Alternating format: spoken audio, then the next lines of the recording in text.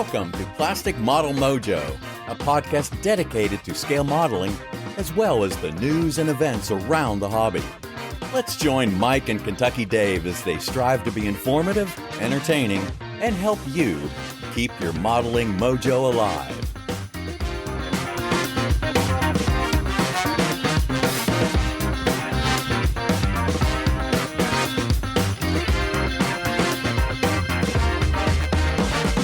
Folks, welcome to episode 136 of Plastic Model Mojo. Kentucky Dave, I've been looking forward to this one all day, maybe even all week. Well, good. That's good to hear, man. Man, I've had a hard work week, dude. We're going to call it Baskets Gaskets. Do you all have a lunch coming up soon? We did, but maybe not now. Oh, okay. But anyway, about a year ago, I did a bunch of work and solved a problem we were having and created a job for myself. So I've been cutting and cleaning and making gaskets and flight qualifying these things and getting ready to issue them to the teams. And man, I've been on my feet for 5 straight days. Well, that sounds like you need some bench time. I do, man. I'm looking forward to that coming up maybe tonight, but definitely tomorrow, definitely Sunday. You get your plumbing worked out? Yes, I did. Have a C note later and no, 5 C notes. So 5. Yes. I'm sorry. Let me do an M note. Yeah, have an M note. 5 C notes later, and my plumbing problem was solved. I do a lot of plumbing myself. Same.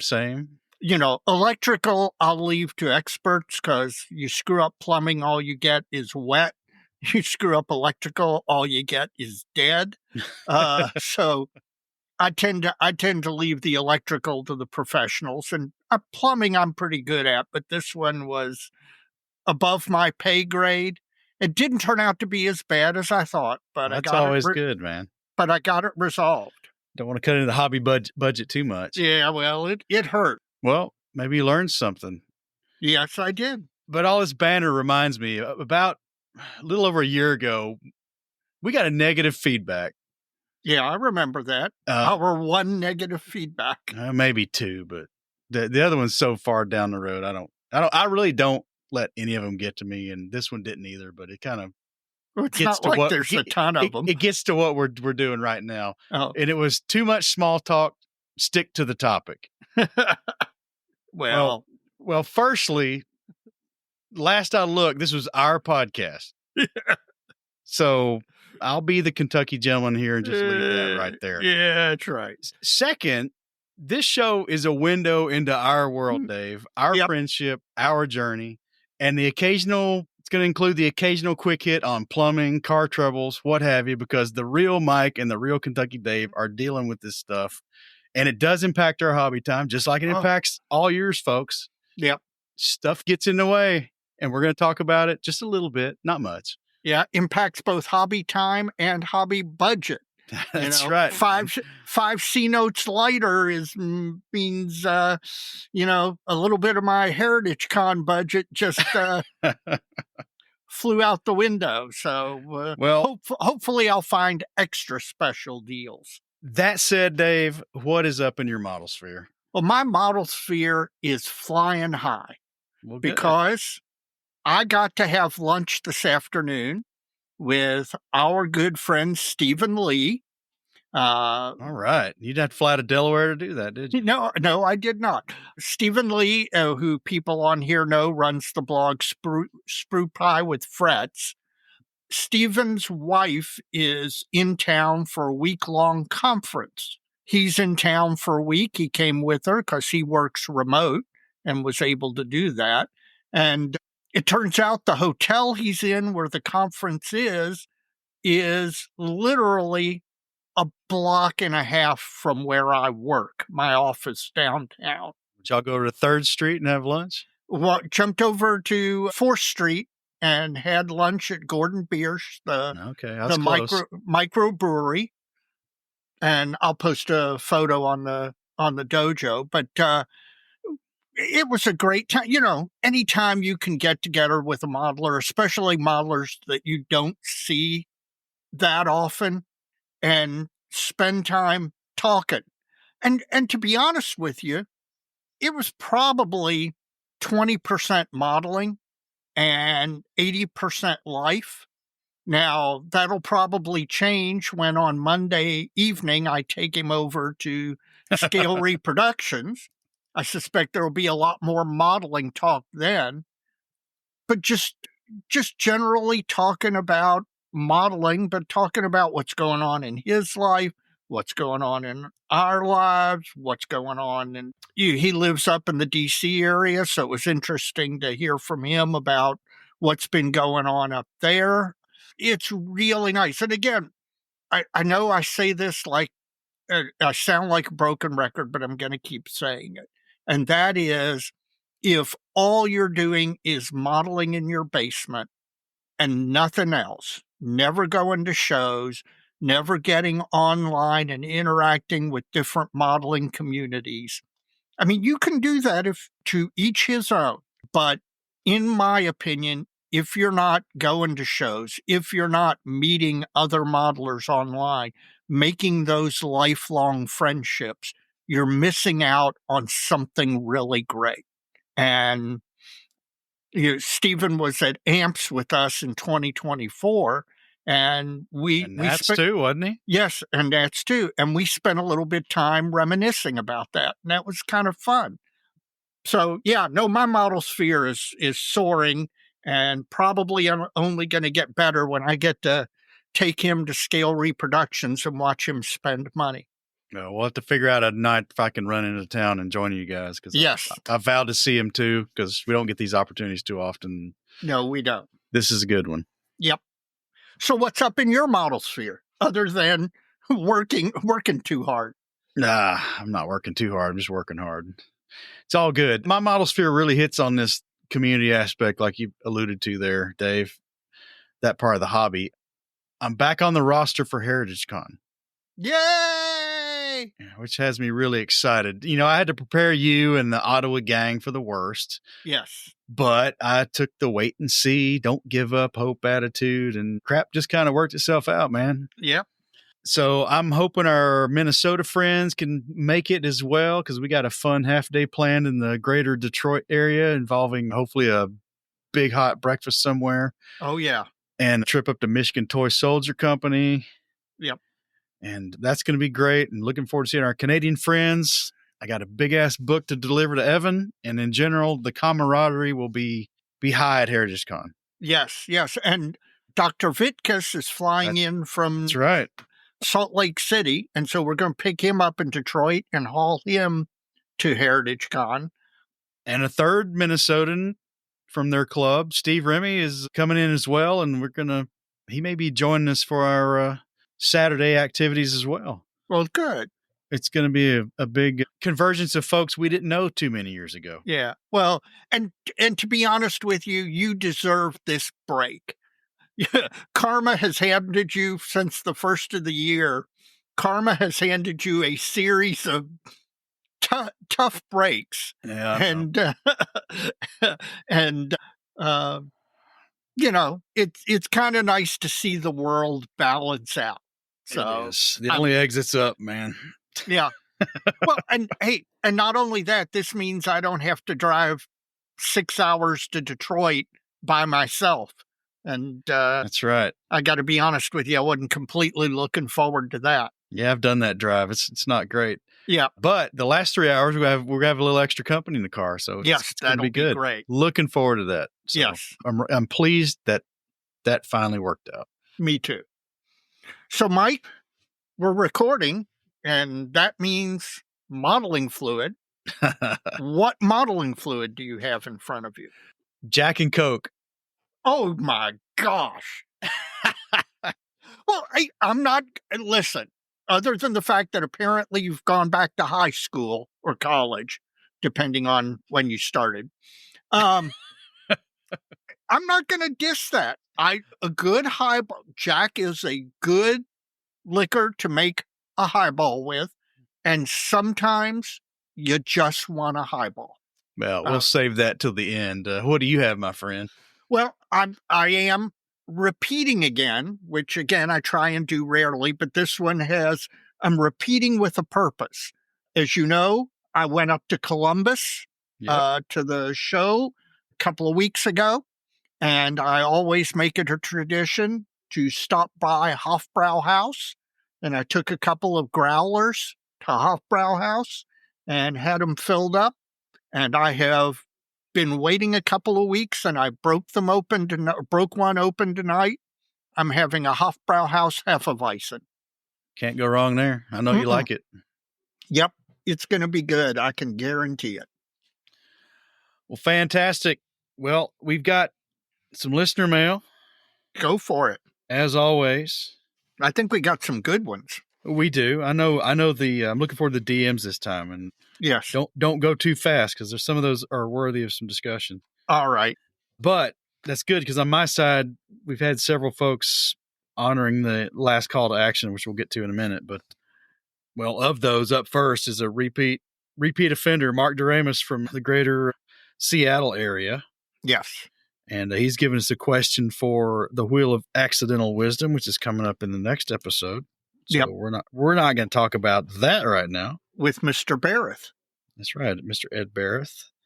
And shop organization, because he says plenty of fine benches showing up on the dojo, which we talked about a little bit in the 12-minute model sphere. How do you guys organize? Paint, kits, decals, tools, and this is a pretty big topic, and we can hit on a couple of these real quick here for listener mail. Yeah.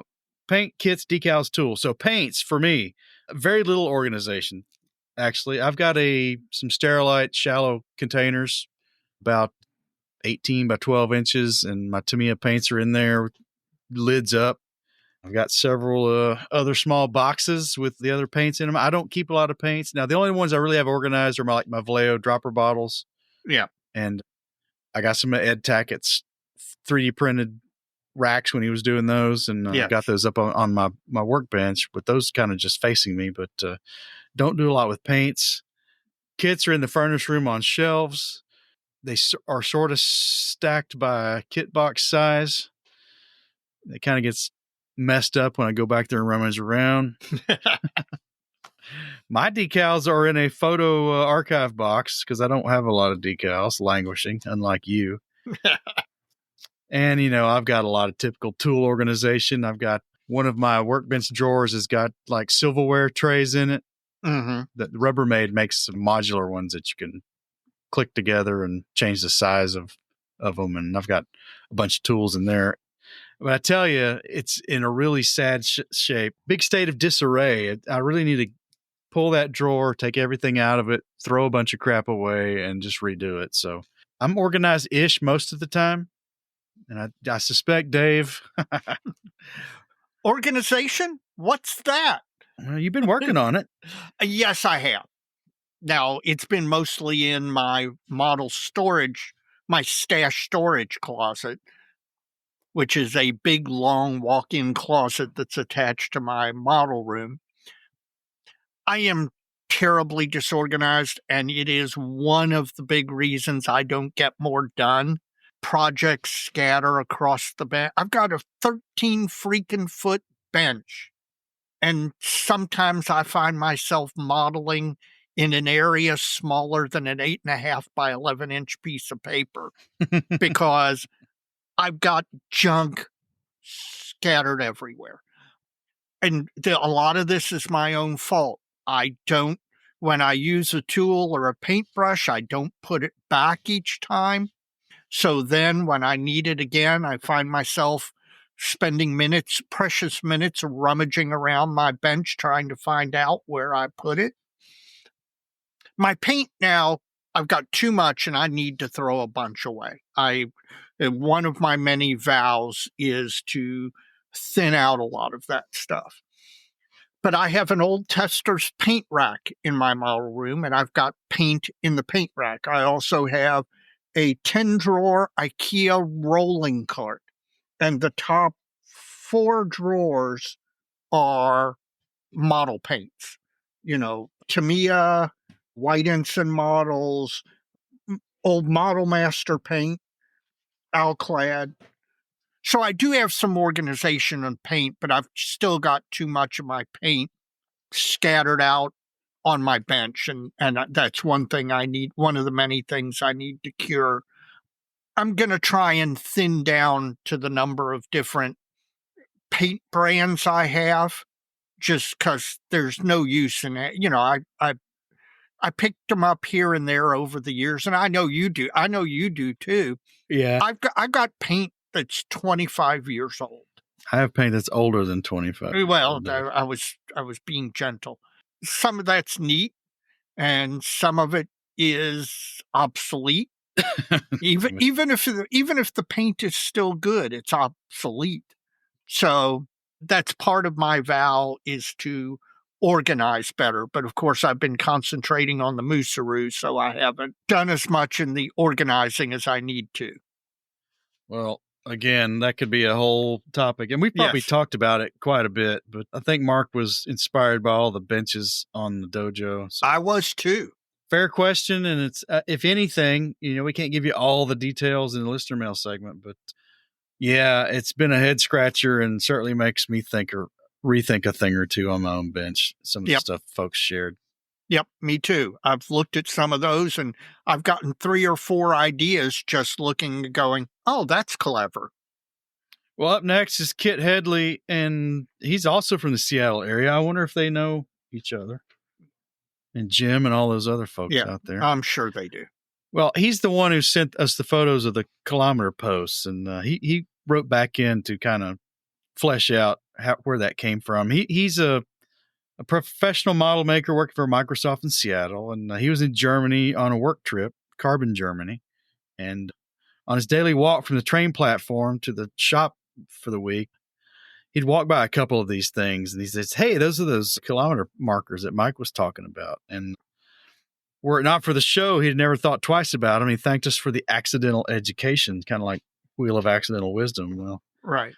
Kit, they often say more is caught than taught. So I guess maybe our rambling about that is giving you a little insight, and you just happen to notice them. So that's kind of cool.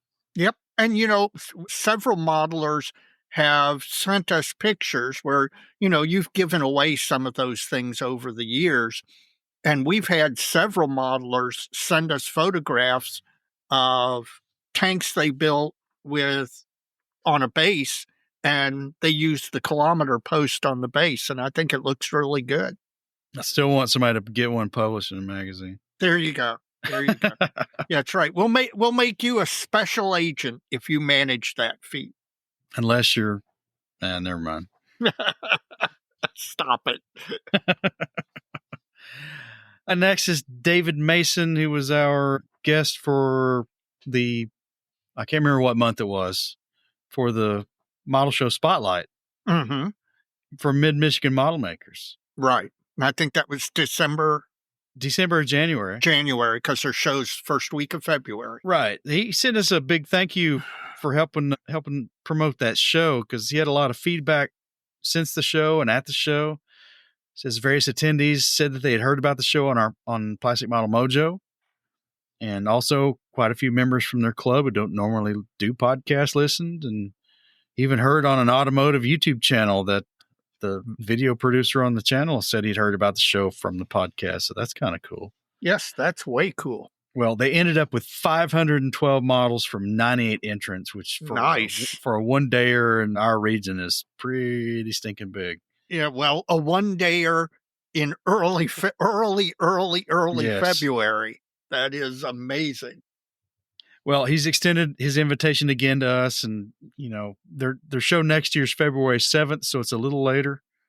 So, maybe we'll get up there, man. I don't know. Yeah, we appreciate the invite, and I'm glad it all worked out for you. And he says the show Spotlight is a great service to the hobby, and he thinks it works out for everybody. We get some listeners, and people get to know about the shows, and he's going back to work on his HeritageCon entry. So, Dave. Yes. Come by and see us. We'll be there. Yeah, absolutely.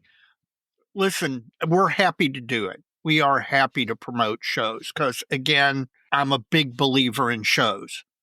It's the place for people to interact. Well, I'm going to double up here. We've got Eddie Turner from somewhere in the south of England, and we've got longtime listener from the Windy City, Hector Colon. Both have sent in a couple of really good questions for the Wheel of Accidental Wisdom. We appreciate that. Good. And those will definitely go on. Those are going to be fun. So I hope they come up. David Haddican, and he's a Brit living in Canberra, Australia. Oh, wow. He's taken our advice about attempting a build outside our normal genre to learn new stuff. Yep.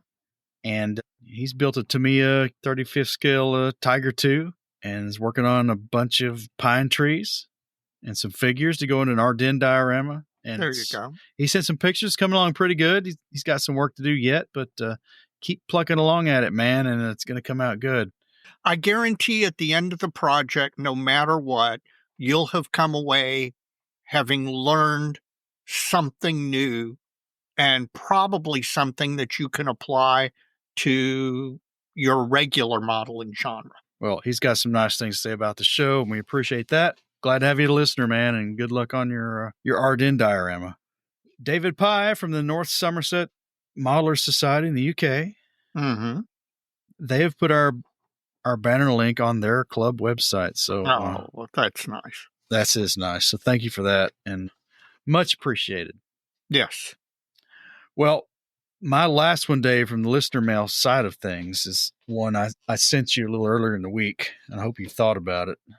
I did. Well, go ahead and read it because this is from Rick Baker, aka the Model Outlier, and it's titled Scale Wars. And at the end of January, he blasted out to all the podcasts. He's got a lot here. Looks like all of them. I don't know. I have to go through and parse them off and check them out just to make sure everybody's there. But it sure looks like about everybody's there. He has created a fictional scenario, and in which he's hired us as consultants to his new brand of scale model and manufacturing. And he's wanting to shake up the injection mold industry and relying on our knowledge and expertise. And he wants to know, based on that scenario, with time and money not being a consideration. That's a big point.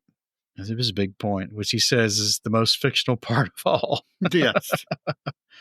1, we must eliminate a standard or popular scale or genre of our choosing and justify our choice. And 2, we got to replace it with something else. And he says, in this scenario, we are a pool of consultants competing with each other and have to pitch what we're doing here. So bring your A game. So I've thought about this. I came up with an answer surprisingly quickly. I was shocked. I kind of did too. So you want to go first? No, I want to hear what you're pitching. Okay. For number 1, to eliminate a standard or popular scale. And now let me tell you the way, as a caveat, how I thought about this. This is not change something and the other one bleeds out and goes away. Right. This is Infinity Wars. Thanos snaps his fingers and it's gone. Right.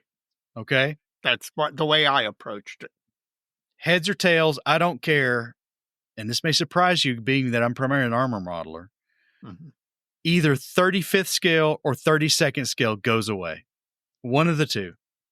And for part 2, well, no. Let me justify that one.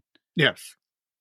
35th scale came about because Mr. Tamiya back in the 60s created a model of the German Panther tank with no regard to scale. It was just about going to be this big. Well, when they got it done, well, what scale is it? Well, they measured it and it was 1/35th scale. Well, it would make more sense across all of scale modeling if it was either 32nd scale, right, and aligned with all that, or all the aircraft was 35th scale, which Border Models is doing, right, and aligned with the armor genre. And 32nd scale really goes back to the 54 millimeter figure right genre, I think. Maybe there's some other scale connections to, the size up from 72nd and 40. I don't know. Maybe not. But that's just the way I see it. So I'm going to eliminate 35th or 32nd, and I'm going to replace it with the other. So everything's either 35th or everything's either 32nd. Now, that's not quite what he asked. He said, going to create a new scale. And what is it and why? Well, he didn't exactly say new scale. Yes, he did. A new. You shall replace the eliminated scale by adding a new scale for the genre. So if I replace 35th, okay, everything, the new scale for armor is 32nd. If I replace 32nd with 35th, the new scale for aircraft is 35th. You could see it that way. right. But I went a step further, and I am creating a new scale. This may be a flop because it gets into modeling adjacent. Yep. And there's only been one kit, a tank, a vehicle released in this scale. But if there were true scale models with true scale model detailing that were 1/6 scale to match the 1/6 scale action figures like from Dragon, which some folks are out there doing some freaking crazy repaints and dioramas with. Yep. That might be kind of cool. Yeah. Maybe. I don't know. I probably wouldn't buy it, but yeah, they could have some big old tanks to put their battling Barbies on. Yep. That's what I got. What do you got? Well, amazingly enough, my thought was not in the aircraft genre. My thought was in, like you, armor.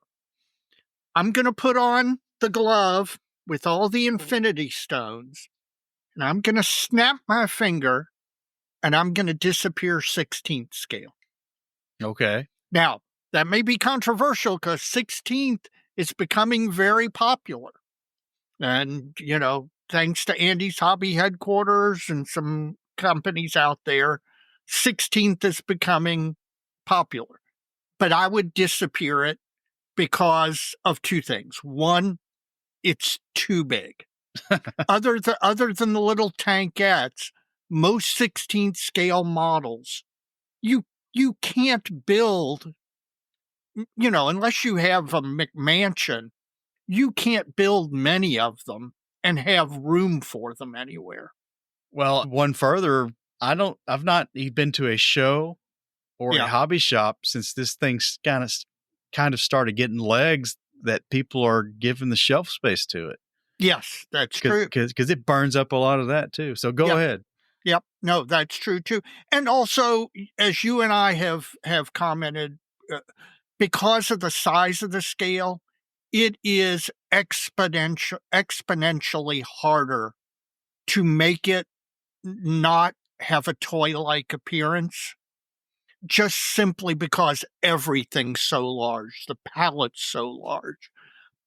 So I've snapped my fingers and 16th scale armor has gone away. And what have I replaced it with? And this may be real controversial. 24th scale military vehicles. Okay. You didn't move much, but you did. Actually, no, you did. That's a pretty big size delta. It is, particularly when each scale gets, when you get up into the larger scales, the delta between them changes much more rapidly. And here's my logic for 24 scale. There are a ton of, 24th is one of the two popular auto scales. Yeah.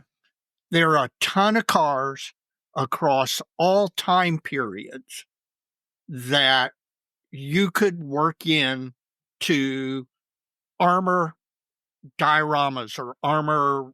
It would be a good companion to the car kits. You'd also get a blending of those genres.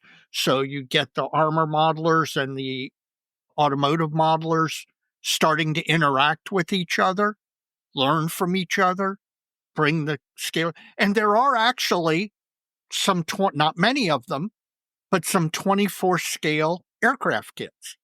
So I'd Thanos snap my fingers, 16th scale goes away and is replaced by 24 scale armor. All right, man. I hope we satisfied the criteria for Rick's scenario. That was interesting. I know it was. I've listened to a couple others on a couple of other pods, and I don't know. It's interesting what Border's doing with the 35th scale aircraft. Yes. Is it a sea change? I don't know. Probably not, but everybody's already entrenched, right? Right. And you suggested that as an advantage. I personally, I don't know how much cross-pollination there is. Honestly, if unless you want like total scale congruency across your collection, I mean, it makes sense then, but there's not many diorama scenarios where like you're really going to have a World War II fighter and a World War II tank on the same stinking That's right. 8 square feet, right? It's Right. just not something that happened very much.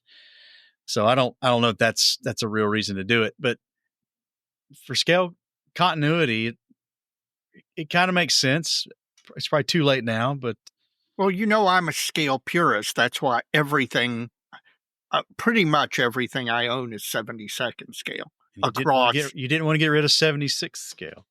No, I don't think about 76 scale. Nobody is real. I mean, 76 scale is a creature of the past. No need to snap it out of existence. It's going the way of the dodo. Well, I think, like Airfix was one, right? Mm-hmm. And I think you can find those Airfix armor kits labeled both 72nd and 76th. They did. Depending on what era they were reissued in. Yep, they did do that. Well, Dave, that's it from the email side of things. What's going on the Facebook direct message? We had a lot of DMs. I mean, so many that and I don't know if I do know you do this to some extent with the listener mail, but I am really having so many DMs that I comb through them and I just choose the ones to feature because there's something interesting, or there's a new listener or first time communicator or something like that. So this isn't all the DMs, it's just a selection. And some of those are conversations that are ongoing with somebody. Yes.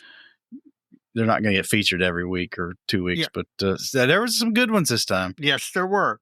In no particular order, our friend and Special Agent 003, Brandon Jacobs, reached out and asked if we were going to be at the indie show, because Brandon, who apparently is like the quokka and shows up at shows all over, is actually going to be in Indy, and he's actually going to be vending because he and a friend have apparently purchased a collection up near there of about 1,700 kits. And so he's hoping to come buy some of them. Yeah, he's gonna come up, go up, get the kits, and then immediately go to Indy and try and sell as many of them as he possibly can. Now, he does mention that a significant portion, not all, but a significant portion of the collection is older kits. It almost has to be. Right, exactly. So if there's anybody who is thinking about going to Indy and is looking for that vintage kit, the Airfix or Matchbox or Frog or whatever vintage kit, he's likely to have it. And now he didn't say it was limited to aircraft or armor or anything like that. So I suspect with 1,700 kits, there's going to be a wide variety. But he's going to be up there, and our friends from Minnesota are going to be up there. And so I don't know if you and I are going to make it given the scheduling, but we're sure as heck going to make a try. We are. Had a listener, Dutch Vosberg, who's up in Massachusetts.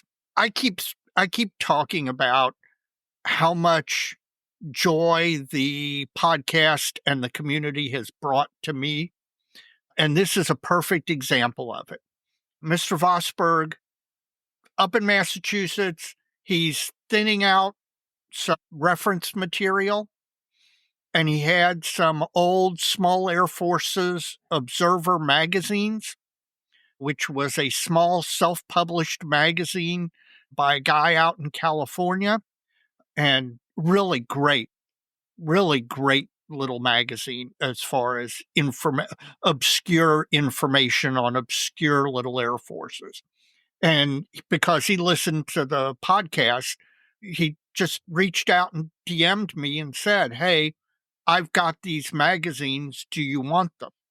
And, it's very kind. Well, as a matter of fact, I happen to have a complete collection of small Air Forces observers and communicated with Mr. Vosberg about that and about some other stuff.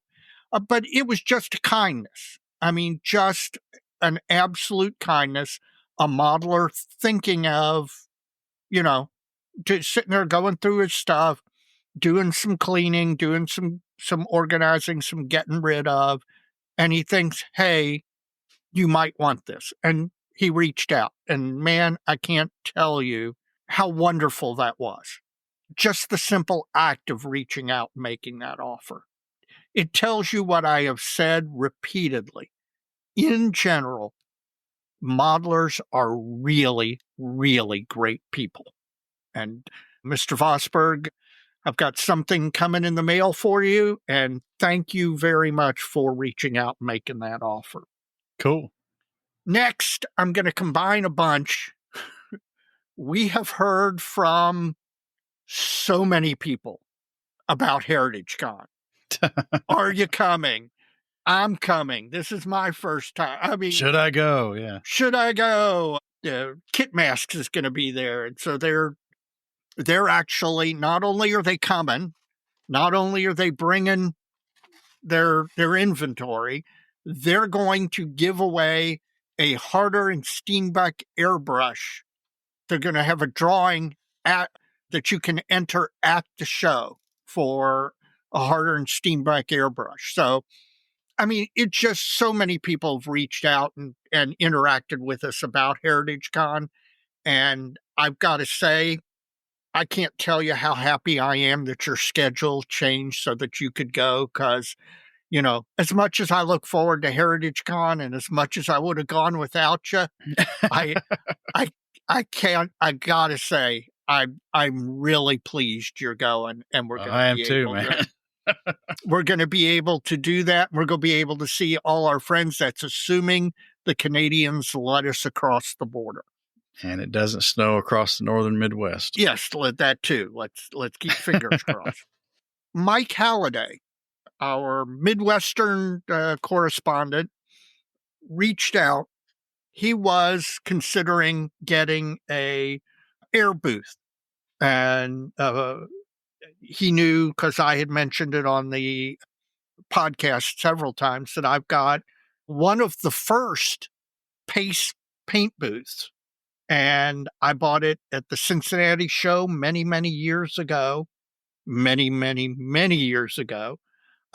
So many years ago that I was hauling it home in a Toyota Tercel hatchback, and I was like, how the heck do I get this thing in this car? It barely fit, because I got the biggest one they had. And I highly recommend Pace paint booths. There, you can find them online. Top quality. Mine has lasted forever, and just a great addition to your model room. And especially if you have a spouse who is sensitive to odors, modeling odors. Flatulence. Well, that too. But she married you, so she's kind of used to that anyway. But it absolutely does a fantastic job of taking all of the odor out of the air, so you can airbrush and not disturb your spouse. Or kill yourself. Well, that too. Or kill yourself, because, ladies and gentlemen, you don't want to be airbrushing without using a paint booth and a respirator, okay? It's just not a good idea. Next, Jamie Adamson reached out and asked us if we would mind mentioning that IPMS Houston is having a show May 3rd in Houston, of course. And I asked him if he would consider coming on and being a show spotlight in April. So I haven't heard back from him yet. But we love promoting the shows, And Jim may have a special interest in this show because their theme is James Bond 007. All right. So I'll be interested to see what that produces.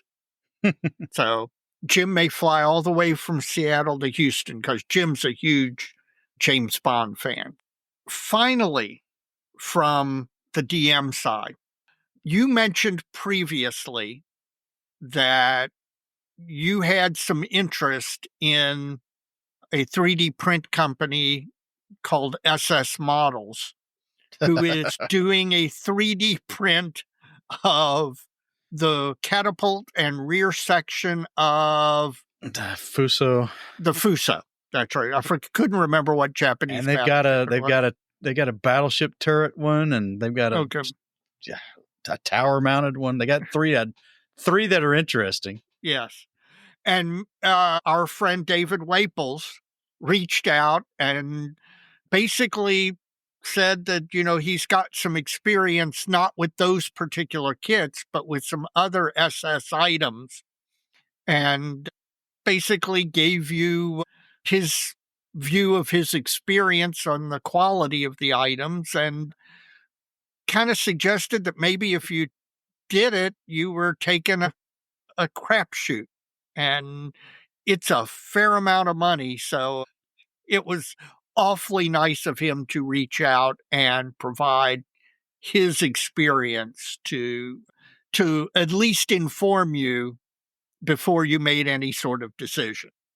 I appreciate that too. And I also think that El Presidente over at the Geeks may have bought one of those catapults and had something not so nice to say about it. Oh, really? I think we had that conversation at HeritageCon last year. I think he ended up with something shaped more like a banana than a catapult. Oh. And with that crap, there ain't no running under hot water and straightening it. Right. It's a bin toss, probably. Right. Well, I appreciate that. And golly, it's just it's so hard, man. Now, if you could get the files from them, that's not happening. Would you buy if it was possible, would you buy the files from them on the thought that I can clean this up and make it right? Yes. Okay. Absolutely. All right. Well, because I probably couldn't clean up the models themselves, but I could print in an orientation or whatever that would be advantageous and all that stuff. The post process and actually manufacture the thing I could control. So yeah, I'd absolutely take that chance because that would in theory be a lot less coin than buying the models already done. Right. So you heard it here, SS Models. If you want to sell your STL files, Mike's willing to purchase them. I am. Or if you're willing to replace parts that get broken or arrive broken, maybe I'll buy one. Yeah. Anything else, Dave? That's it, Mike. Well, Dave, we're done with listener mail. Yes. We want to encourage more, folks. If you want to write into the show, please do so. We love it. You can do so by emailing us at plasticmodelmojo@gmail.com, or you can send a direct message via Facebook's messenger system. We love it. We appreciate it. It's the favorite segment of the night. And we've got the next episode with Ed Barrett coming up for the Wheel of Accidental Wisdom. You all have been doing a good job sending in suggestions, questions for the wheel. Please keep those coming. We need to load up that wheel so that we have a lot of good questions to choose from for Ed. It's going to be fun because Ed's been at this longer than us, Dave. Yes. Yep. So we may get some accidental wisdom ourselves. There we go. I'm always looking forward to that.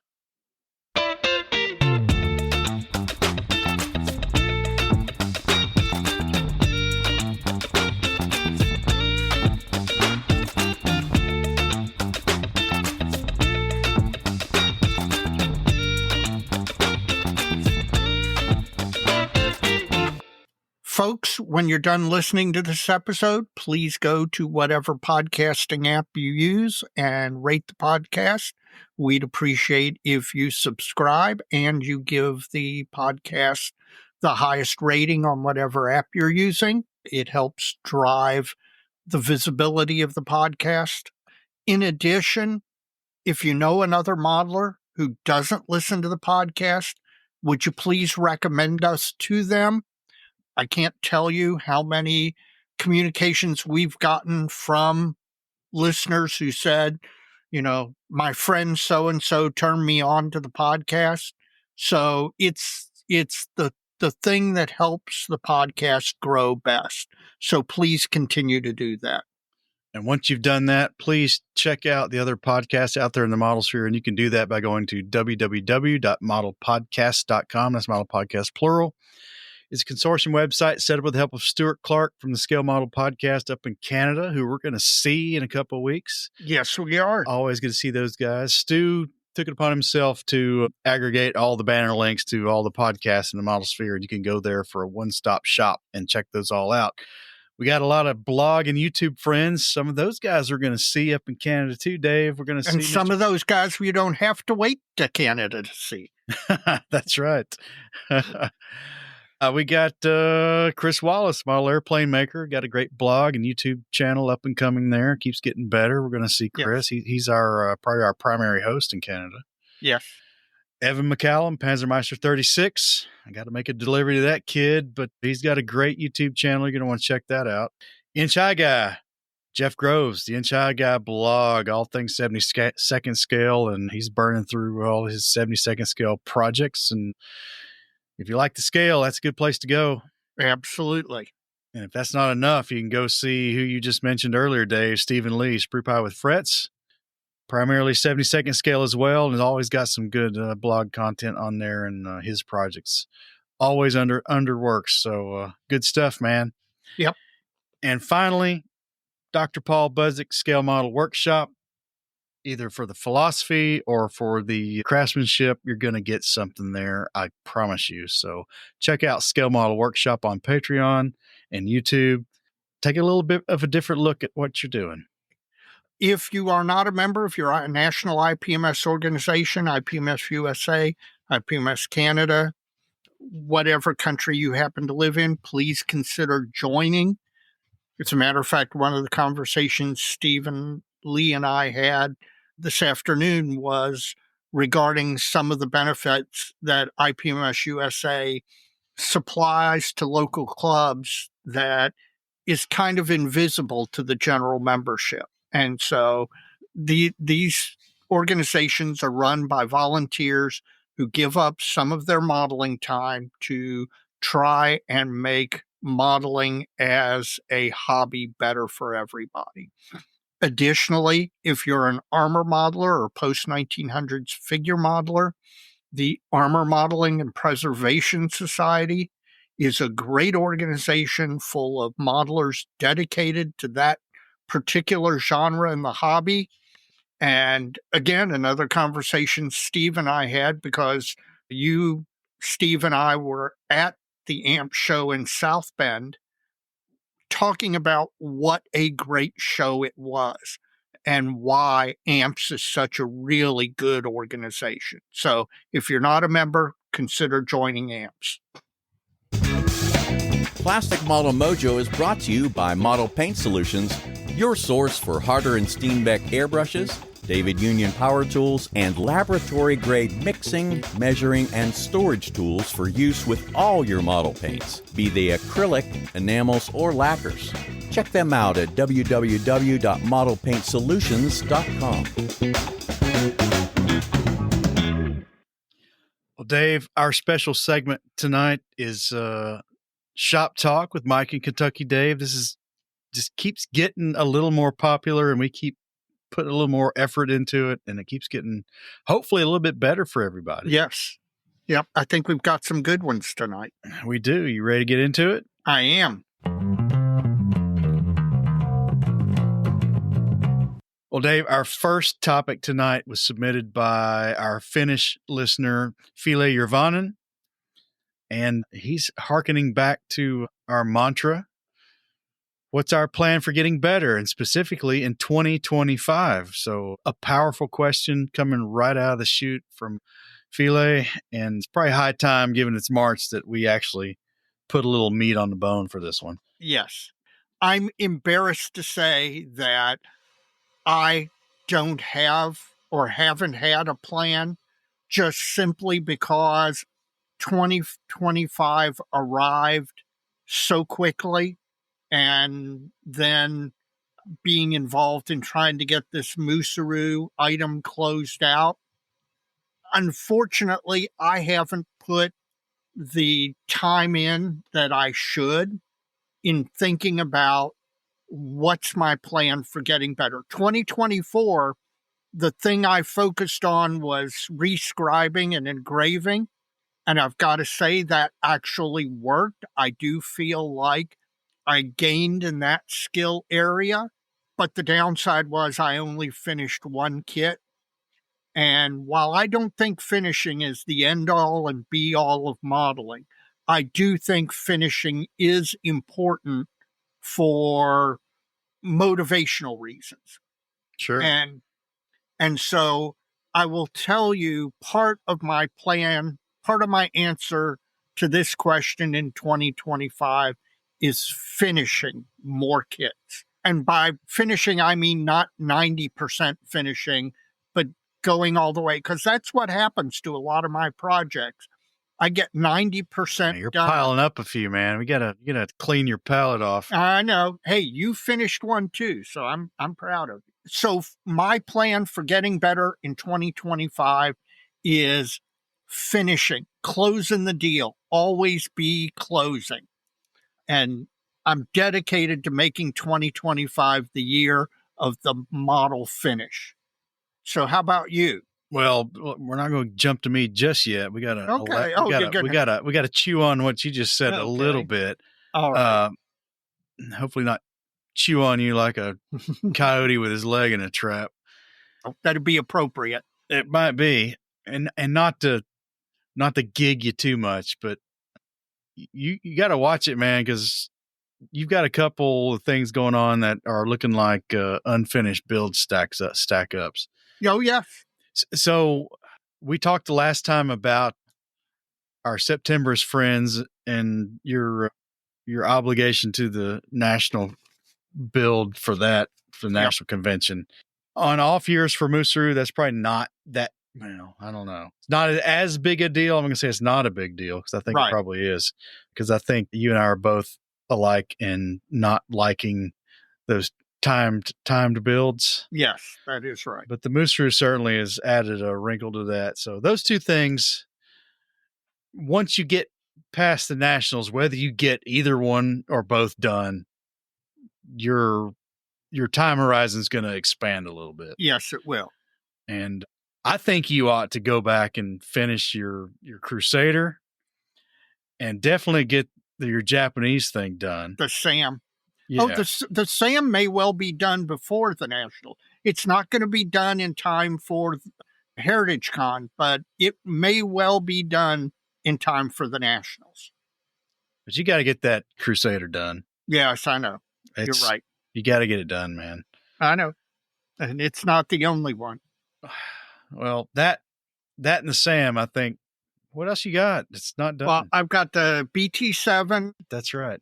I've got the BT7. I've got the SAM. I've got the F8. I got the B52, all of which deserve to be finished this year. So I'm not sure that all will, but all of them do, in addition to the other stuff. So I would like to set a record this year. We'll see, but I'd like to set a record. Well, I'd like you to set a record too. I think the B52 is a write-off, but that's my opinion. No.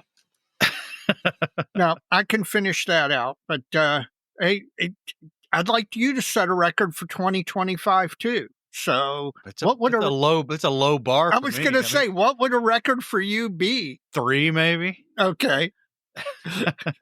Just gig you back a little. You should. That's right. Well, Philae, my plan for 2025 is to actually put in the time. Life's full of lots of distractions, and I'm already slow. Yeah. So skill developments come slowly, especially on the paint and weathering phase of things. So I want to make a more dedicated effort to actually put in the time, and I've been better about that over the last year, but I think still I have my moments where I look up and it's been, 10 days, 2 weeks, 18 days that I've not done a whole lot. Yeah. And, if that's my life, that's my life. But I really need to look into that hard and search for what's the real issue there and whether some of it is just mental lapse and I don't feel like it because of Right. X, Y, and Z. So Right. how do I let X, Y, and Z happen and still feel like putting in a little time? I'm getting there. Yeah. In addition to that, I need to at least get something to paint phase before I do this. But I want to kick off another aircraft kit. I got a lot out of the E16 build in terms of skill and techniques, Mm-hmm. and I want to capitalize that sooner, not later. So Right. I want to get the next one in the pipe and going. Got three or four candidates for that. Because these skills are perishable. They really are. A lot of them are. You're right. If you don't do, I mean, if you don't touch an airbrush in 6 months, it's not like you don't lose some skill. Yeah, there's a little bit of reset there. Yep. I mean, it's going to differ between people, but for me, certainly there's a little bit of get that finger action feeling back and know where you're at with that. So that's true, Dave. Yeah. I want to pay better attention to detail, and what I mean by that is not detail and add more detail to the model sense, but the fit and finish and the craftsmanship detail. Yeah. Does that make sense? Yep. No, I know exactly what you're talking about. I think honoring what's there. Honoring what's there. That's a great way to put it. And making the best of what's there. Exactly. Before I try to change it. Exactly. And finally, I think I want to keep up the habit of experimentation. If there's one thing that our recurring guest, Steve Hustad, has bestowed upon us, is that experimentation is a good thing, man. It is just solid advice. Yes, absolutely. I mean, we're always tempted to forge ahead with something, but working through a technique or a solution offline on something else can spare you, as we say, negative modeling. Yes. And unsatisfactory results. And it can also make you more bold, that you feel confident if you have experimented on a paint mule or a model mule of some sort with whatever technique you're talking about, whether it be attaching tricky small pieces of photo etch or whatever, soldering. In fact, Steve recently soldered for the first time ever, soldered photo or brass, and basically went out, watched a couple of videos, got the materials, and practiced. And because he practiced, then when he went to use it on his model, it came out great. It's amazing. Yes.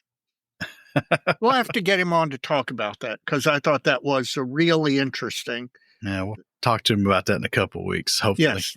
Yep. Over a steak. Anything else in 2020 for getting better, Dave? Nope.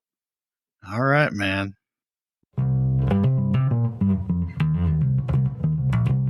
Well, our next topic, Dave, comes from listener John McAvoy, and it is crappy kits or not, and what's our rationale for our position? Oh, mine is easy, and it comes from the fact that you and I are different modelers.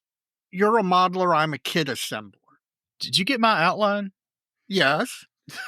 I mean, the one I made for myself? No. Oh. No, I haven't seen your notes. Your wife isn't sending me pictures of. I'm a kit assembler, you're a modeler.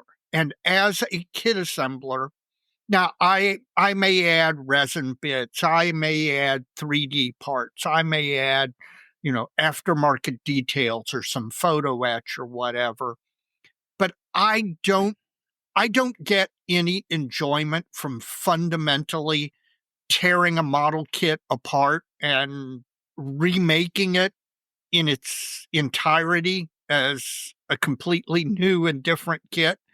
I just want to build the model that the model company has given me to the best of my ability to get the best looking finished job that I can.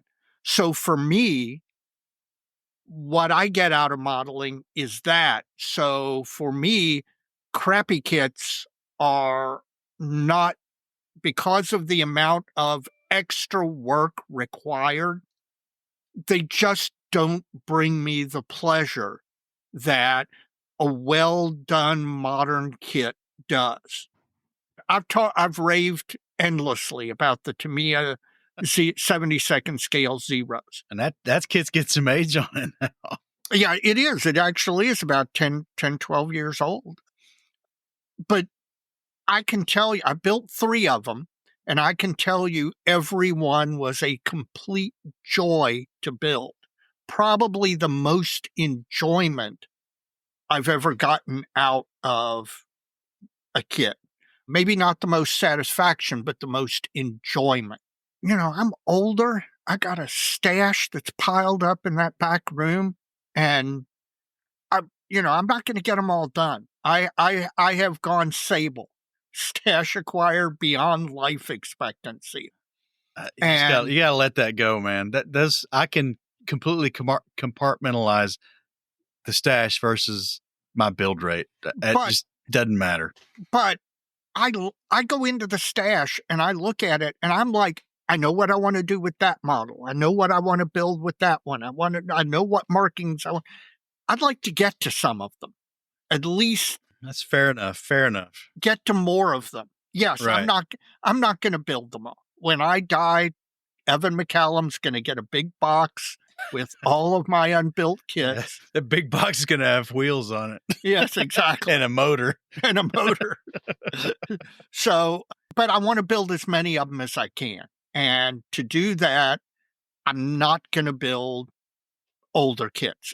Even if it's something I want, like I desperately want a privateer, a 72nd scale privateer. The only kit out there is the ancient Matchbox kit, and I've seen some beautiful builds of it. I mean, just fantastic. But there are enough other great kits that I haven't built yet that I can build those, and the odds are that by the time I build all those, somebody's going to come out with a new privateer kit.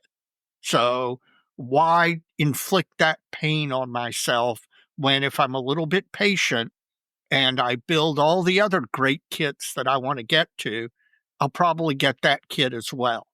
You might. I hope you do, man, because that Matchbox kit is categorically awful. It is indeed. So now I know you're a completely different modeler than me. So I would suspect your answer to I know your answer is going to be different because you built an Allen kit. Well, it's it's interesting and funny because some of the things you said, that's why I joked if you'd seen my personal outline for the episode, because I make a lot of notes and clearly you've thought about some things, but it gets back to the very front end of this episode and our friendship and our co-journey. And, you mentioned just now, we have completely different build philosophies. Yep. And I think that plays well to the podcast because I think a lot of folks have told us they appreciate that. And it makes it kind of interesting, along that line of completely different build philosophies. I'm certainly less about the finish and more about the journey and the creation than maybe you are. Yep. I think you maybe you'd like to see this collection in your display case to admire them in that format. Yep. But you got to build them to get there. So that's kind of the hurdle, right? Right. Rarely do I seek out a bad kit just to slay a dragon. Okay. I've said this many times before. For me, a kit is a box of parts that might be useful to build a model of quote unquote X, whatever X is. Right. Sometimes it's the only game in town. Sometimes the parts breakdown of that quote unquote crappy kit might lend itself better to the build sequence and methodology I have in mind that I've got in my head. I really can't explain it. It's really nuanced, but it's just the way I think about things and the way I process a problem that makes that maybe that crappy kit's a better way in my mind to get there, because I don't have to take a bunch of stuff off to get it to where I want it. Right. An engineer's mindset. Well, Here are my raw materials. it's that, but I think it's beyond that. It's really, you open up a box, you open up a kit, and you're like, okay, you're only looking at the top sprue, and I'm saying I want to change that, and that. Maybe I do that, maybe I don't, but maybe you're right. It's just really hard for me to articulate, but it's just, again, it's this box of parts that might be useful because I want a model of X, and brand Y may make it, but it's going to have things I don't like about it. And maybe going to this ancient kit because of the way the thing goes together makes more sense to me to build it that way and add it all back, or pick parts from all these other kits and add it to that one, is a more straightforward and clear path to what I want in the end than just building this newest version of whatever, right? Yep. Maybe that doesn't make any sense to anybody, but No. that's the way I think. Well, you're clearly not the only person like that. I mean, take a look at Paul Budzik. I think one of the reasons that he speaks to you so eloquently is clearly you and he have a similar philosophy when it comes to making a model. Maybe. If that's true, I'm flattered because of what he's meant to me in my modeling journey, but I'm not going to sit here and say, oh, yeah, me and Paul Budzik are exactly alike, but because we're not. But yes, I get a lot from what he does, and I understand what you're saying there. Again, that's not easily explained from me, and sometimes it is to slay the dragon. Yeah. These nostalgia builds, to do what I could not do as a kid on a specific kit, that's, to me, is a challenge. It's kind of fun. Yeah. And that Bofors thing from Airfix was one. I'm trying to decide on my next one, man. I've got a couple in mind. I don't know. And I've got a suggestion for you in that regard. And another thing you said that, I'm going to kind of counter a little bit. I don't really like the modeler versus assembler comparison. I think that's kind of become a meme. Yeah. Even a good kit requires skill and craftsmanship. Oh, yeah. No, absolutely. I mean, it may get applied differently. It may get applied in different aspects of the build or finish, as opposed to just getting a decent model, a decent looking model out of it. I mean, if you're going to, the quote unquote modeler side of this, you're going to take a crappy kit and you're going to make this silk purse out of a Souser. Right. Yeah, that's one way to do it. But the other way is you're doing your best along the way. And at some point, the craftsmanship does get applied. And in the end, with a modern kit, often the uniqueness is in the finished build is the paint and finish side of it. Yes. And I think as kits have gotten better, you and I've discussed this before, but I think as kits have gotten better, one of the reasons we're seeing so much effort going into weathering and painting and decaling and finishing and techniques, pin washes, filters, all of that stuff. I think you're seeing more of that becoming much more to the forefront in modeling because of the fact that the kits have gotten better. Well, another aspect of that I made a note here of is, I say that the uniqueness is in the finished build, or particularly the paint and finish side of it. But another aspect is the display context. Yes. You're going to build this scene, this diorama. You're a dioramist, right? With the better kits, you don't quite have to put in the effort to get the convincing model. Right. To put into the overall scene that you might have had to in the past. I mean, I think it's you get a better product in the end, and you can focus more on the overall context of the diorama or the display, and there's less work involved in getting just the main actor in the thing up to a level that's acceptable. Yeah. because out of the box it is. Yep. So that's another way to look at it. So, Yep. You and I, we come at this from different angles, and the bottom line is, man, we're both enjoying the heck out of the hobby, and it in the end, to each his own. It doesn't really matter. No, absolutely. As long as you're enjoying the hobby, if your level of enjoyment is increased by getting the latest Edward 109 kit, which are gorgeous, by the way, and building it out of the box, good on you.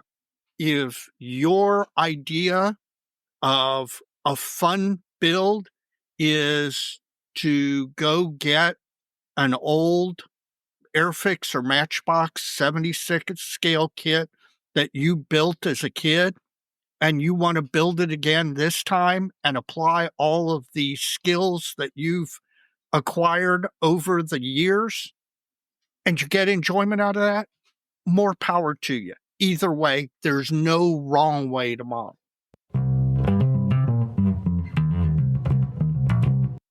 Well, Dave, you're going to like this one. I love this one. I could go on way too long on this one. So this final topic, Dave, comes to us from Steve Anderson's book, A Guided Journal for Modelers. He mentioned, or he talked about this book in a past episode, and it's gotten a lot of traction. Yes. And we vowed to take this as a topic for these Shop Talk episodes going forward, and they're a lot of fun. So, what are the top 3 resource books in your genre, ... and what would it take to use it more? I'm going to cheat a little bit and say the first one is not a single book, but a series. That's fine. That's fine. It's a resource. It's a resource. Yeah. I don't think it's actually books, but it's a resource, modeling resource. The Detail and Scale series.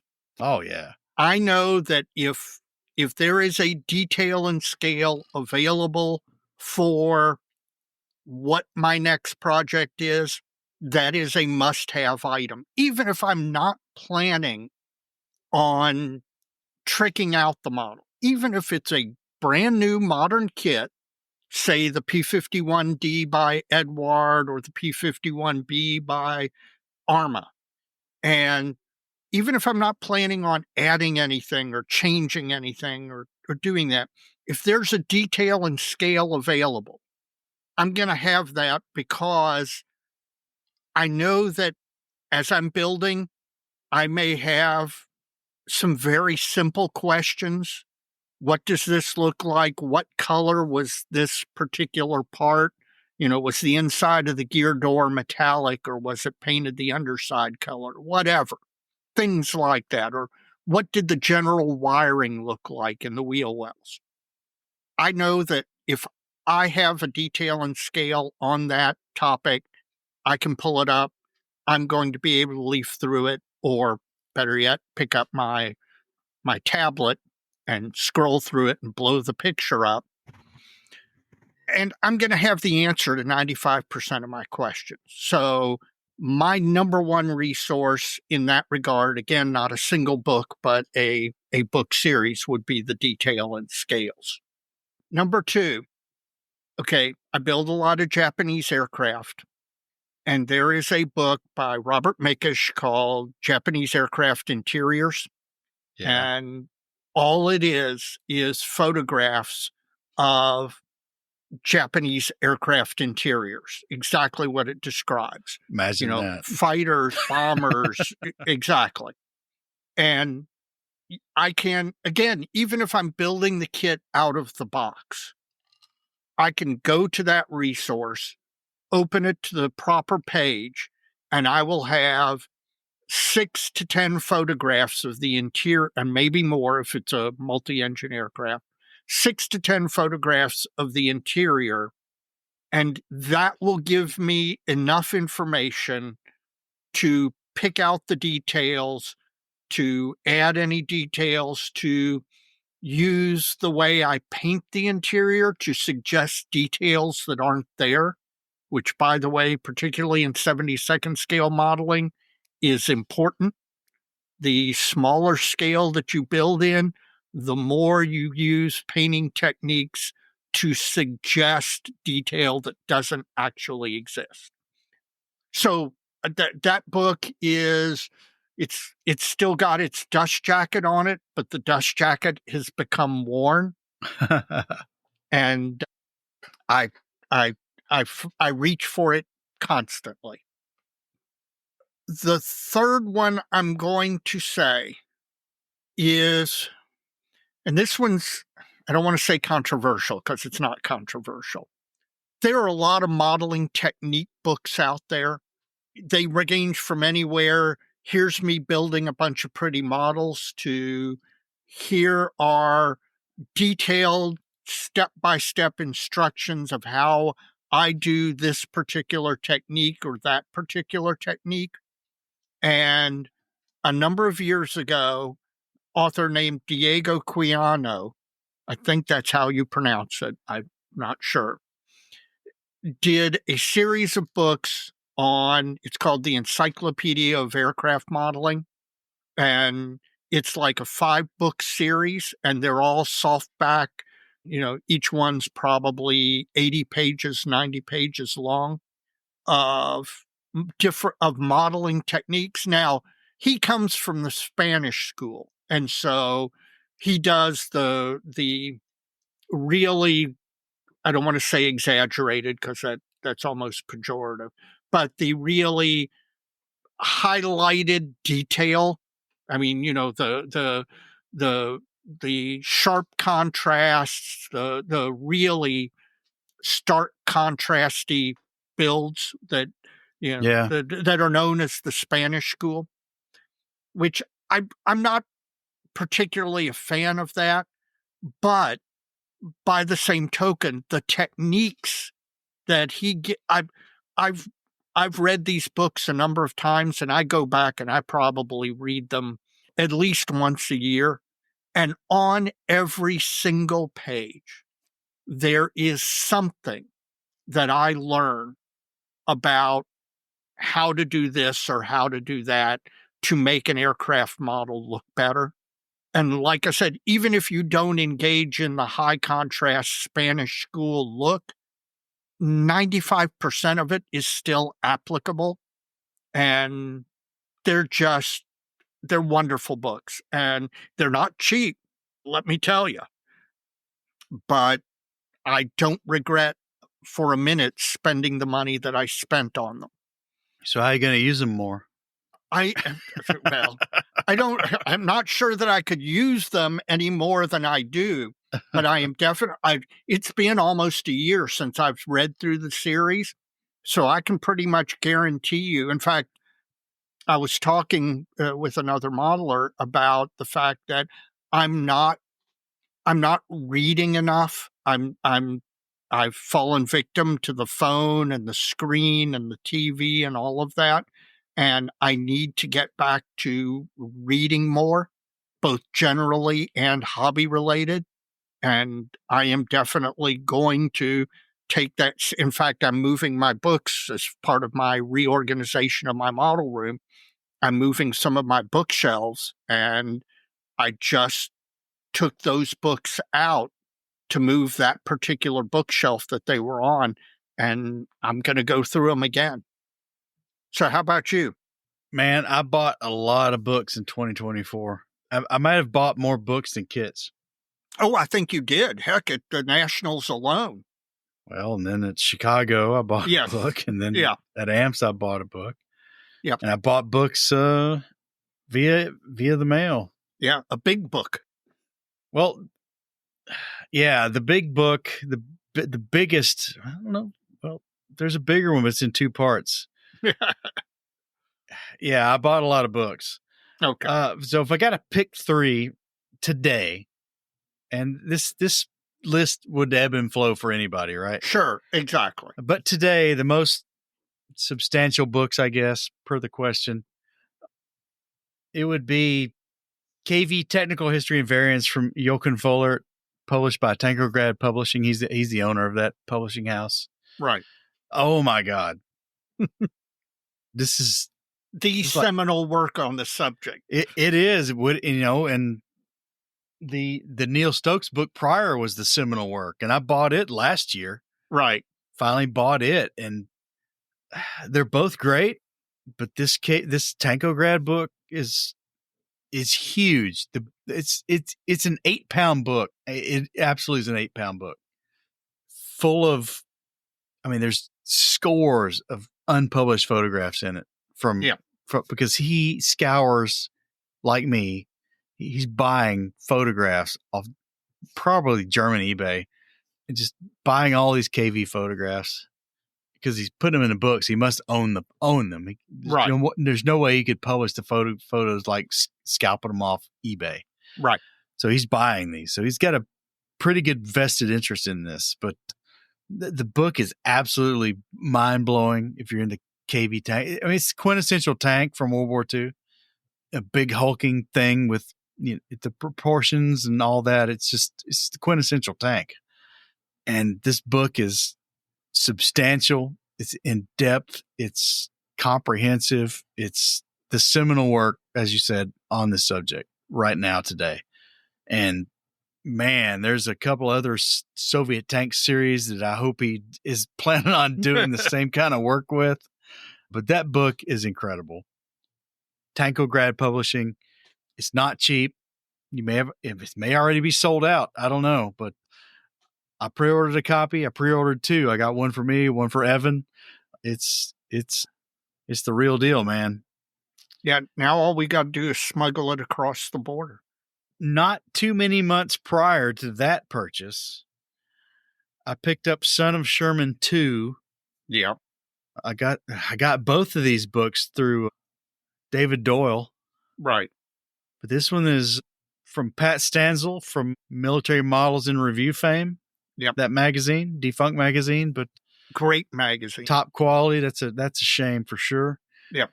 It's published by M4 Publishing. That's not a coincidence, but it's EMFOUR, M4 Publishing. Delray Beach, Florida. So that's self-published because that's where Pat is. Well, and that's the thing that makes that book, I talked about the detail and scale on the tablet and you blow it up. This is another thing where technology has made something possible that wasn't possible before, because I think those are now printed on demand. These are hardbound 2-volume set in a cardboard overbox. Yep. That's pretty impressive if he did this himself. Yep. I mean, it's a real book. Yeah, oh, God, yeah. Oh, absolutely it is. It is exactly like the original. And it is for a guy who's not very Sherman savvy, it's almost intimidating. Yeah. It's a big bunch of information, man. Overload of information. You think of the Sherman as all being the same. Yeah, they're not. Because they all kind of look the same. Yeah. And no, the amount so do butterflies, right? Yes, exactly. That's a great example. So, yeah, Son of Sherman, too. Even if you're like not quite into Shermans or kind of maybe think you might be. Right. Yeah, I would, if it's available, I would buy that book before it's gone. Yep. Because for it to get surpassed is probably not likely. Yeah, I agree. Third's a little older. It's got some years on it now. It's the Sturmgeschütz 3 from Peter Mueller and Wolfgang Zimmermann, published by the History Facts, which may again be their own publishing. There's 2 volumes. One involves the development, production, and the deployment of the Sturmgeschütz.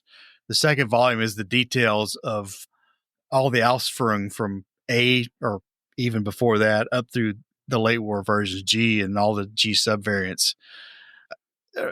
A really kind of eye-opening, and it's just a really useful reference. It really helps you understand why a company like Dragon would issue a Stug G from some month in 1943 and then another one from some month in 1944 and et cetera, right?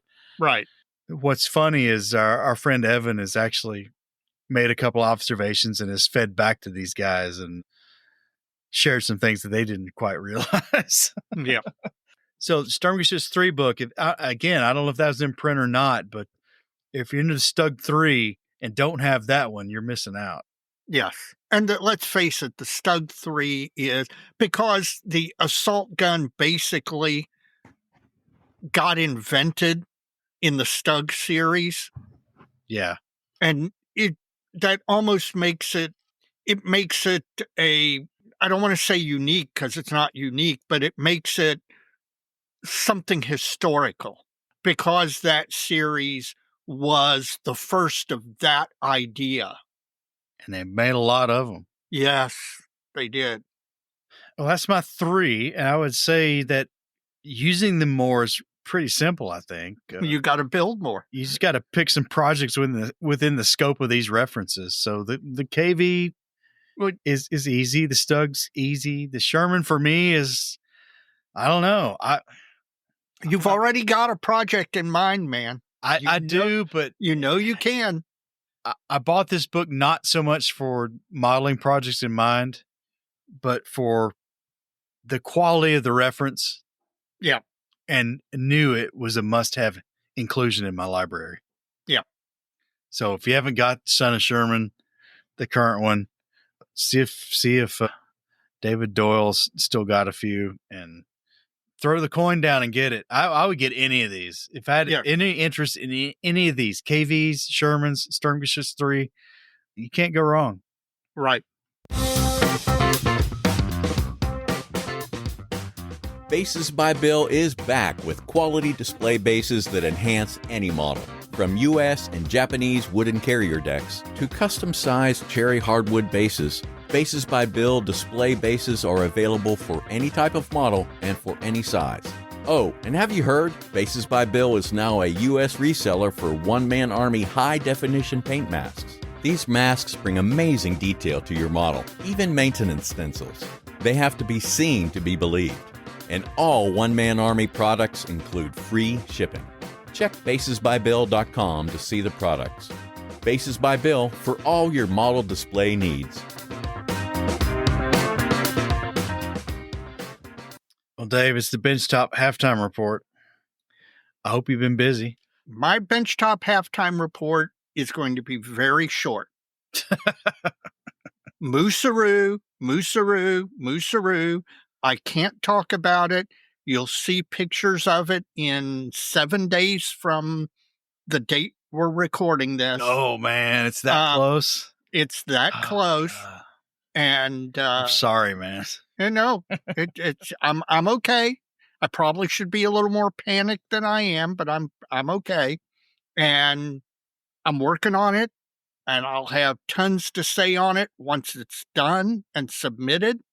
But that's all I have been doing when I've been to the bench, and I've been to the bench pretty much at least an hour or two every night for the past week. Oh, man. So I don't know whether to commend you or I what, know. man. I know. That Sam's got to get done. Yes, it does. And as soon as the Moosaroo's in the way. Right. As soon as the Moosaroo's done, the Sam, which is right at the finish line, gets wrapped up. So when he's starting the Bearcats, those will start immediately after HeritageCon. Okay. So you have a plan. Yes, I do. I don't know how good it is, but no, you got a plan. These Bearcats are simple kits. And you still got to build them and paint them, though. Yeah, we'll get there. They're not going to build themselves. Well, you never know. Who knows? We'll see. So, what have you been doing bench-wise? I've been trying to get some work done on this KV, man. I talked about last time that the fenders are all jacked up. Right. And I've been prepping the fenders. They've got a bunch of raised ejection pin marks on them on the bottom side. So I shaved all those off, and I hit them with the Mr. Surfacer 500. Let's see which one. Port side, the left side. Is that right? Yep. Port is left. Got them all filled. Got them all sanded out. There's some details on them I took off because I've got some 3D print files to fix those later. And the problem was the way they fit on, they've got this friction fit under the turret, the blisters on the hull for the turret ring expansion on the KV-85. Yep. And it was making the thing twist. And I finally got into it, and I took the Skippy method, man, the Scott King method. Just sand a little, and test fit, sand a little, test, sand fit, sand fit, sand fit. Yep, that's Skippy. And that got me to a point. It's like, that's not going to get me there. So I made some mods to the front fenders. I extended them, the vertical sides on them a little bit with some styrene. Got all that sanded out, and it's like, okay, I think this will work now. So I put the left one on. I glued everything forward of the turret ring. Right. Hard glued it under the turret blister, and I let all that set, because that's when it went to crap, man. After that, as you go toward the back of the tank, it just starts twisting to the outside. Prior to putting them on, I'd put a metal ruler under that turret blister, and I'd scribed a horizontal line where the top of the fender was going to be into the plastic. That's my guide. Right. So I went to the very end of the fender, the very last turn down mud flap.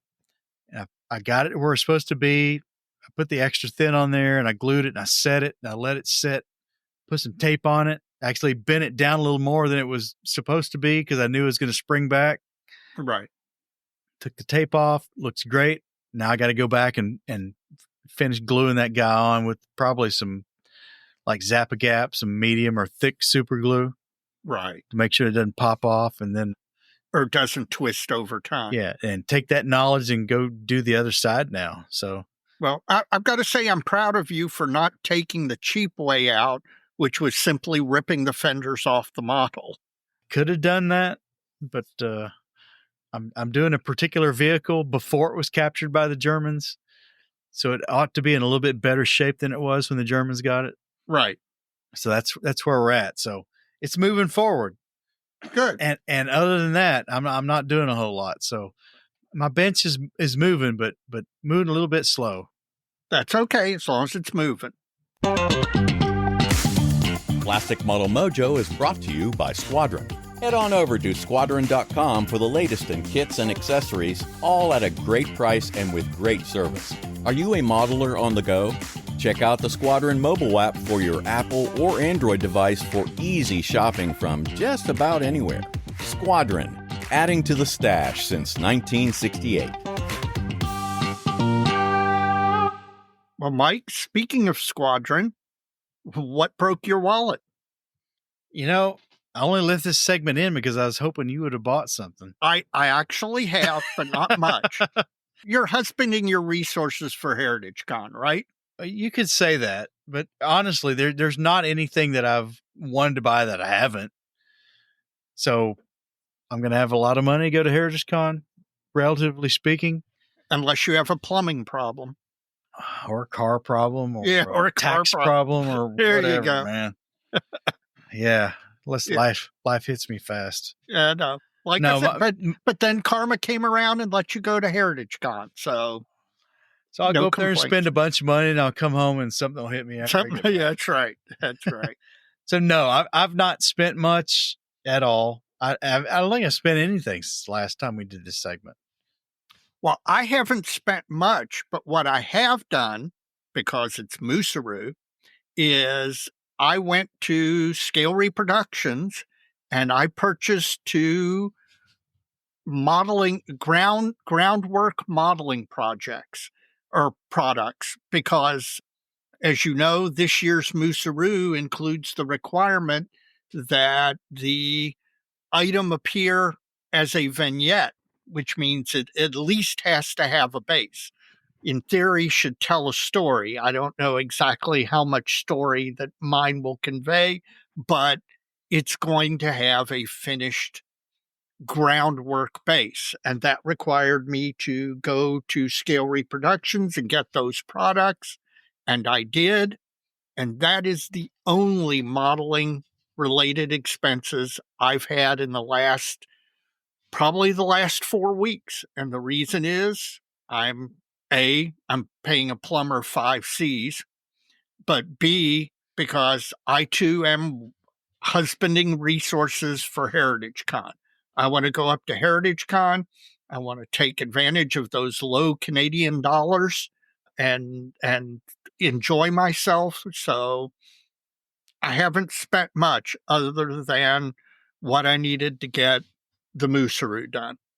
Well, next episode where this comes up should be a lot better. Yes, Should be a lot better. It's going to be a ton better because we'll be back from HeritageCon. So, Mike, how was your trip back to your college years and your Jack and Coke? Oh, man. I feel like I'm at a SEC football game. There you go. Well, Tennessee had a good year SEC-wise. You can't complain. Could have been better. Hopefully Could have been better. Hopefully this year's going to be even better. We'll see. Yes. We'll see. Yep. The monetization of college football is, let's just say, it's changed things. Yes, it has. And I'll be honest with you, I think there's going to have to be some adjustments. So we'll see what those are. They went a little too far. Yes. Well, anyway, the Jack and Coke is Jack and Coke. It'll get you through a couple of quarters of football.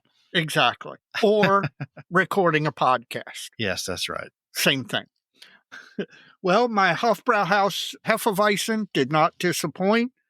Drinking it in my Hofbrauhaus mug, and I'm down to the last few sips, and it's been excellent. Is that a liter mug? It's the small. It's the half. Oh man. No, I wouldn't be awake at the end of this thing if I had the big one. So, in any event, really good. Never disappoints, especially fresh from a growler that comes fresh from the brewery. So, no complaints. So, if we got a Hofbrauhaus in your geography, yes, and there's not many. No, check it out. Yep, definitely.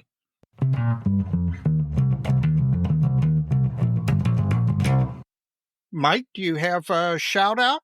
I got a couple. One of them might be what you're going to do, maybe. Okay. I don't know. We'll see when we get there. But first off is all our supporters, Dave. Always. Folks, it means a lot when we pump out this podcast and folks think enough about it to support us with their wallet. A couple of the latest have been Mr. Chris Miller and Mr. Bruce Binkson. And it's a hard one to say because it's Binkson. Binkson. It's not Binkston.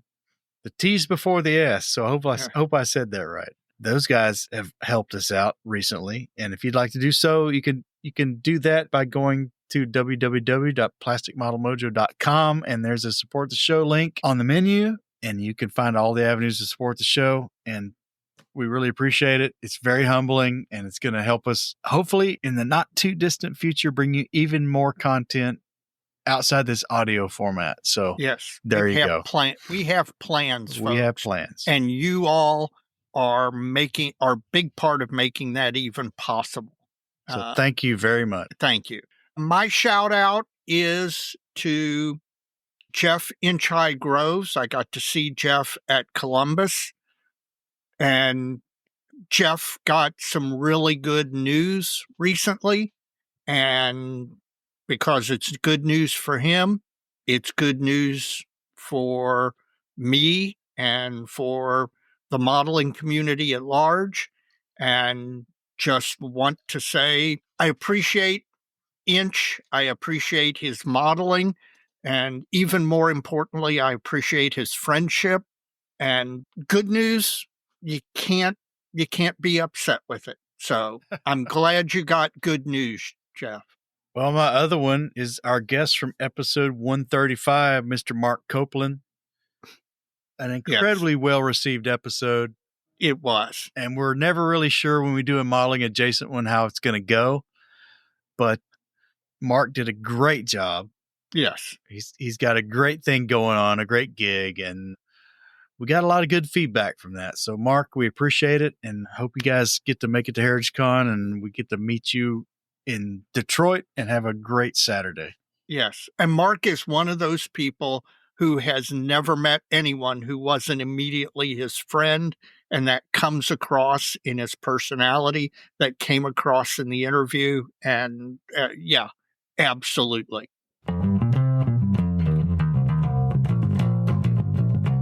Well, Dave, we're at the bloody end of this thing, man. Yes, we are. Yes, we are. But I had a great time. I enjoyed doing it. And, that's every time we get to the end of a recording, I'm amazed at how quickly it went by, because it's basically you and I talking the way we have for 30 plus years. That's right, man. And also in 30 plus years, we've always said so many kits, Dave. So little time, Mike. Take it easy, man. And take it easy. Hopefully we'll see you in Stephen Lee in Louisville. Yes, you will.